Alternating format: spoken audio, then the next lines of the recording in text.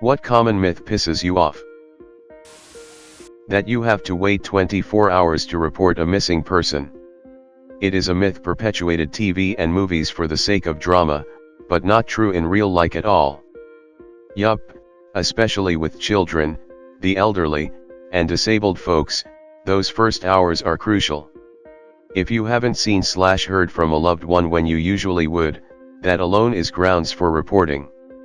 Some cops might not take it seriously, but it's critical that you push them to listen to you. Awarded for pushing authorities when they don't take you seriously. Not my story, but I know someone whose stay-at-home spouse wasn't home for 2 hours after they got off work.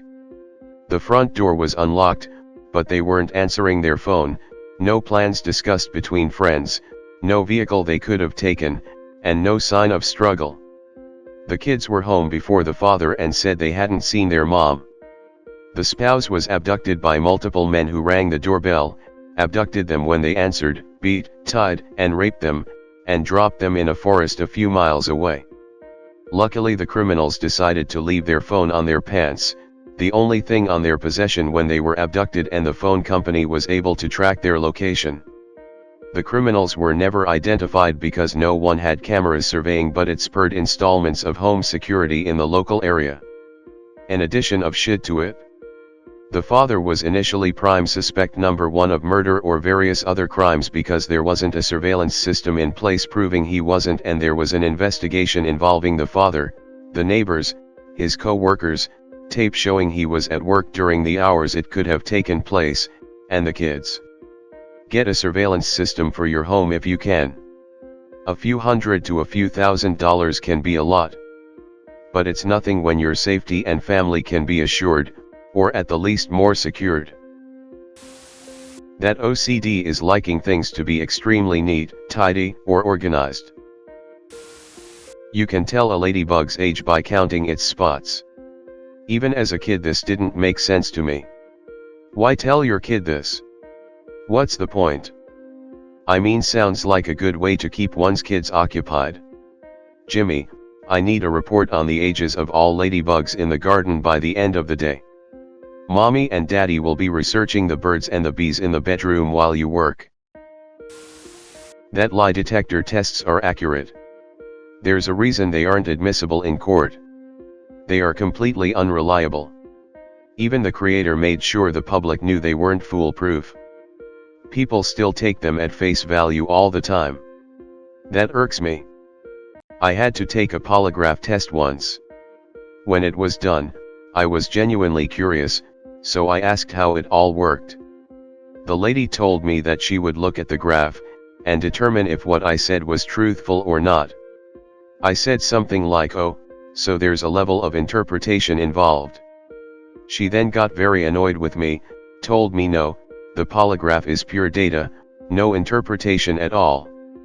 She looks at the data, and she makes the determination. Sounds like the very definition of interpretation to me, but WTF do I know, right? Lightning never strikes twice in the same place.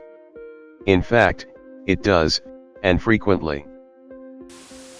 You can't get pregnant if you're breastfeeding. It lowers your chances but not to zero.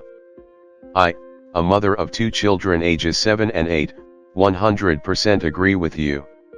Doesn't matter if your baby hasn't had anything but breast milk. Doesn't matter if you haven't a normal cycle. All of those things they say. It doesn't matter. I promise you absolutely without a doubt can get pregnant while breastfeeding. Source, my dumb ass with 2 kids 12 months apart.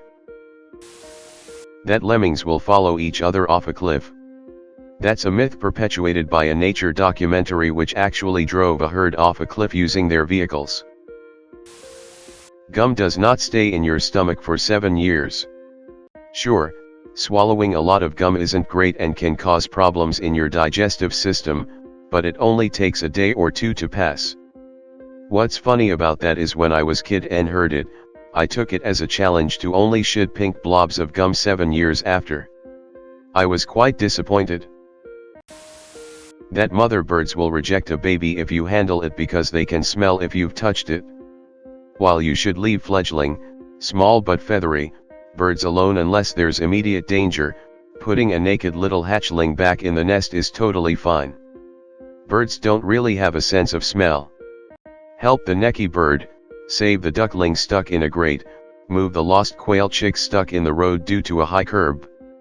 They're gonna be fine. That bipolar means you are happy one minute and sad the next minute. It's a disorder where you have episodes of depression and episodes of mania. These episodes last weeks/months/years. There's nothing about emotional lability at all. That's an entirely different disorder. That porcupines shoot their quills out. I've known, educated, people who have set live traps to catch nuisance raccoons near their chicken coop, only to catch a porcupine instead and then shoot it so it couldn't shoot the quills at them versus letting the poor thing out to freely walk away as it is harmless. Porcupines are so cute.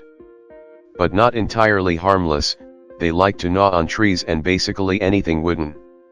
I worked at a summer camp that was overrun with porcupines. Bet most of you didn't know their chubby little bodies can scurry up a tree like no other. I've seen it only like twice but am always so impressed. Claws are a wonder. That the spilled coffee lady made a bunch of money. What everyone seems to miss about that story is the raw power large corporations have. I welcome any corrections to any details that I miss or get inaccurate. Here's what happened. An old lady spills coffee on herself. The car was parked outside a McDonald's, and she was in the passenger seat. The coffee was kept at near boiling temperature because that keeps the coffee fresh the longest, thus saving McDonald's money. She hired a lawyer, and was lucky enough to get a damn good one who did his research, and found plenty of cases similar to hers. McDonald's was shown to be 100% in the wrong. The serving temperature was demonstrably unsafe to the point where it had caused severe third-degree burns and fused the woman's labia together. Not only that, but the McDonald's employee handbook listed a lower coffee temperature than what this cup was served at. McDonald's was ordered to pay millions. I'd have to Google the exact number, but they appealed. Meanwhile, this lady was elderly. She couldn't be in and out of court all the time, and she still wasn't getting paid. Her quality of life dropped considerably. McDonald's spends money on advertising and propaganda to make the case look absurd, completely fabricating the myth that this was a frivolous lawsuit. It was even in a Seinfeld episode. The case was appealed. A new jury was brought in. This jury had been primed to find the case frivolous, and they did. It got dismissed, and the woman died not seeing a penny of it. Think about it, McDonald's has so damn much money and power, that it was literally cheaper for them to move the entire culture than to pay for a lawsuit and risk potential loss of business. We looked at this case in grad school. I graduated in 2017, so the information is a bit stale, but I'll correct where I see errors in your synopsis. Your first 5 points are correct from what I recall. However, it's worth noting that she just sued for her medical bills. The jury awarded punitive damages. This one is a bit more nefarious. McDonald's didn't just spend money on advertising to make this seem like a frivolous lawsuit. They actively colluded with just about every mainstream media outlet to accomplish this. No. The judge reduced punitive damages to $480,000, 3 times the compensatory amount, for a total of $640,000. The decision was appealed by both McDonald's and Liebeck in December 1994, but the parties settled out of court for an undisclosed amount. Bulls are angered by the color red. I believed this nonsense as a child thanks to popular cartoons and never realized why people were so rightfully disgusted by bullfighting. That M.R. Rogers was ex-military and that's why he wore a sweater due to sleeve tattoos and was so calm with kids. Maybe he was just paying attention to their needs and cared about his perception to them. That you can't drive barefoot. It's not illegal anywhere in the United States and yet so many people think it is. It's such a strange thing to think is illegal. To be fair, when I was learning how to drive it did mention somewhere in the manual that it's dangerous to drive barefoot. That may be where the myth is getting perpetuated, so I really can't blame anyone for believing it. That someone with ASD/autism is some savant superhuman in one specific subject. This is portrayed a lot in media. Most characters inserted into stories who have autism turn out to be some genius mathematician or expert musician or some other shit. I think it perpetuates a really detrimental stigma towards the demographic. Expecting others to have some niche superpower has some sort of trade-off. As though that person needs that magic quality to be a redeemable character. If you enjoyed the video, hit that like button and subscribe if you are interested in more Reddit content. See you in next video.